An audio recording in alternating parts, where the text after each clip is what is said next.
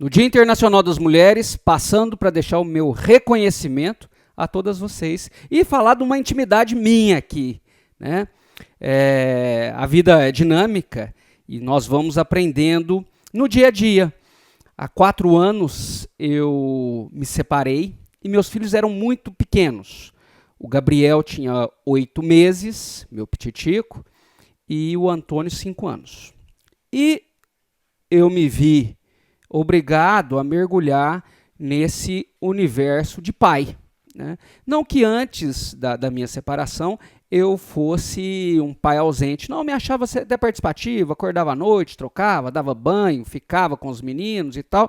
Mas depois eu fui inserido neste mundo. E é sobre isso que eu queria falar com as mulheres. Bom, a partir do momento que eu me vi nessas novas tarefas de trocar, de ficar acordado à noite, levar no hospital, reunião de escola, né? A primeira semana ela foi alucinante, enlouquecedora, quando os meninos vieram ficar comigo, porque dava 5 horas da tarde, eu já estava exausto. O Gabriel já tinha chorado 10 vezes, já tinha trocado fralda mais 10. O Antônio já tinha comido, já tinha derrubado coisa e tal, e eram de idades diferentes, né? Então, aquele pai participativo que tinha lá atrás não adiantava nada, porque eu já não tinha com quem delegar ou dividir. Então, estava 5 horas, eu falava, meu Deus do céu, são 5 horas, eu já estou exausto. Aí fazia, trocava, enchia televisão e celular, tal. Era 6:30 da tarde. Eles iam dormir só às 9. Fala, pô, eu costumo brincar que depois de um tempo eu já não estava dormindo mais às 9 horas. Eu entrava em coma. A hora que eles dormiam, eu tinha que dormir junto. Porque o Gabriel ainda mamava à noite, tinha que trocar e tal. No outro dia tinha escola cedo, né? E eu tinha que pegar todas essas coisas de papai que tinha que trocar e fazer, e febre e tal, e natação e aquela coisa toda, e dividir com os despachos do Ministério Público e audiências. E quando eu me separei, eu estava ainda na função de chefia, tinha função administrativa. As funções de professor, foi bem na época da reforma trabalhista, todos os meus livros mudaram. Tive que reaprender o direito do trabalho.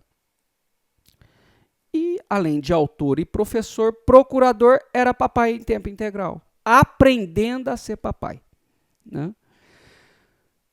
Olha, foi a imersão mais drástica, cansativa, exaustiva. Eu não sei se tem um outro termo que a exaustão, né, mas muito. Mas foi a experiência mais fantástica da minha vida, né? E a chance de não ter com quem delegar, ela é árdua, é difícil, mas é uma chance assim única na vida de um pai, até para você ver, aí sim, o lado da mulher. Que no dia a dia, mesmo esses pais participativos, que dão banho e tal, mas a coisa fica em cima das mulheres. Trabalho de casa, das crianças, né? E, pior, não é reconhecido. Então, aqui nesse Dia Internacional das Mulheres, estou gravando esse vídeo no dia 8 de março de 2021, o meu olhar para as mulheres mudou totalmente há 4 anos. Porque eu tive que desempenhar essas tarefas, eu vou colocar até com aspas, essas tarefas socialmente femininas. Nós, homens, na infância, não aprendemos a trocar boneca, a brincar de berço lá.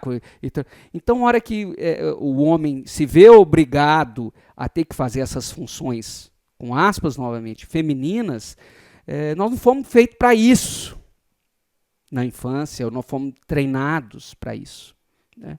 Eu entendo perfeitamente os pais, maridos, né, que precisa trabalhar. Não, preciso trabalhar.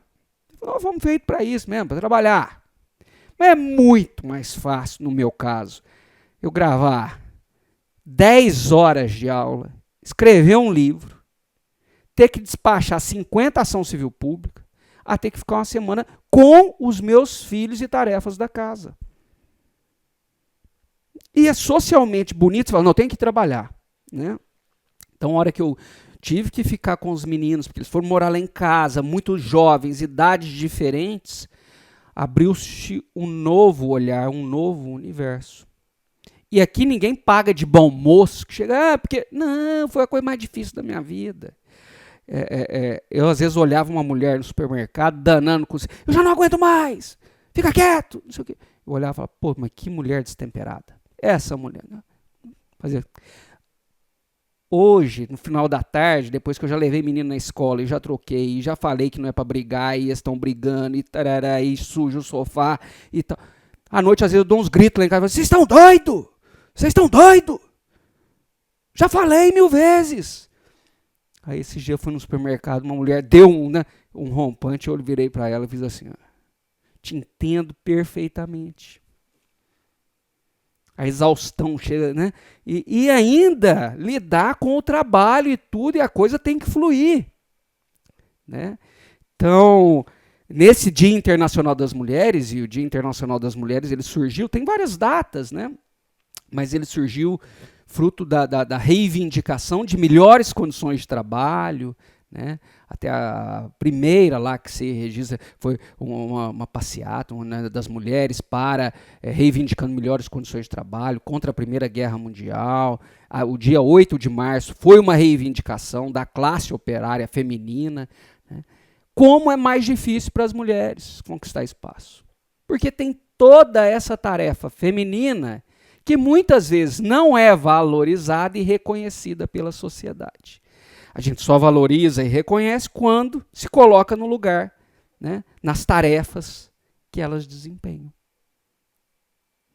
Então, eu quero aqui, nesse dia, dividir essa intimidade e falar que vocês são foda. Tá? O dia a dia com os meus filhos, eles, nessas tarefas femininas, né, é muito interessante que depois elas me moldaram. Então, ainda quando não tinha pandemia, eu passava na loja e falava, nossa, essa roupa tem a cara do Gabriel. Chegava a vendedora vinha e falava assim, olha, você tem número 6? Não, mas se for, pode ser o número 4, ou senão eu quero comprar. A vendedora falava assim, eu nunca vi um homem entrar na loja e falar esses detalhes. Então, eu abri esse universo, né? Às vezes eu bato o olho num deles e eu falo assim, ele está com febre, ó. Aí eu vou lá, filho, tá meio amuado e tal. Você está segurando cocô, né? Vai lá fazer cocô. Então, essas coisas, esse olhar, né, que eu acho hoje natural, é espontâneo. E o que é mais legal disso tudo é que eles aniquilaram com a minha rotina, que eu tinha antes, porque eu tinha uma rotina frenética de trabalho, MPT, aula, livro e tal, e academia, corrida. Os meninos vieram e bagunçaram tudo. E aí eu tive que começar a trabalhar no momento que eles estavam dormindo ou na escola. Veio a pandemia. E mesmo com isso, eu, graças a essa desorganização, mas esse universo que eu me vi mergulhado, ele melhorou as minhas aulas, os livros, o trabalho no MPT, né? E eu me sinto um ser humano mais sensível, mais atento, né? Então, essa sensibilidade feminina com as coisas socialmente são as mulheres que fazem e tal, isso tende a mudar, mas assim, está muito devagarzinho ainda, né? Mulheres, vocês são foda. Eu não posso terminar aqui esse videozinho, eu falei que ia até tratar dos direitos das mulheres aqui, e eu vou tratar até num podcast para não ficar longo, mas trazer a sardinha também para o lado profissional, mais especificamente o MPT. Queria fazer um link com o MPT. Quando eu entrei no MPT há 15 anos, né, eu era um jovem de Ibiraci, Minas Gerais, lá do interior, família tradicional mineira, né, aquelas coisas que a gente vai ouvir na vida inteira, o homem é o cabeça da casa. Ou seja, coloca numa superioridade, né? No casal, o homem tem que ser o cabeça. Eu ouvi isso minha vida inteira, né? Essas coisas que vão, né? Mas aí eu cheguei no MPT. jovem, 27 anos, né? Sempre fui professor, sem vivência nenhuma. Não que eu tenha agora também, mas lá eu tinha menos. E a chefe do MPT foi a primeira procuradora-geral do trabalho, né? A Sandra Lia. Bonita, articulada, poderosa. Né? Mas para nós era até uma coisa diferente. Não, uma mulher lá, né, como procuradora-geral. E no meu concurso, a maior parte dos aprovados, né, eu acho que mais de 60%, mulheres.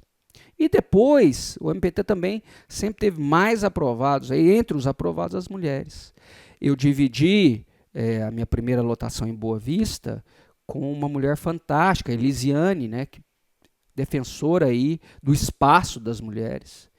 E aí vim para Campinas depois, né, para a 15ª região, 2 procuradoras chefes aqui, também mulheres e tal. Então, dentro do MPT é constante as mulheres no poder, na chefia, né? E isso também foi muito interessante e um aprendizado. Tá legal? Quero deixar aqui novamente, e os homens, às vezes nós temos essa dificuldade, Dia Internacional das Mulheres, parabeniza, manda flor, né? Ou não, fala da conscientização, do reconhecimento. Eu acho que tudo é válido. Flor é muito legal, né? Falar parabéns, não vejo problema, até vocês aí, as mulheres mais engajadas, me corrijam se eu estiver errado, mas o reconhecimento, né, das mulheres na sociedade, a valorização do trabalho e das dificuldades. Tá legal? Então, mulheres, um beijo. E sobre os direitos das mulheres eu vou gravar um outro podcast, que esse eu falei mais do que devia. Um abraço.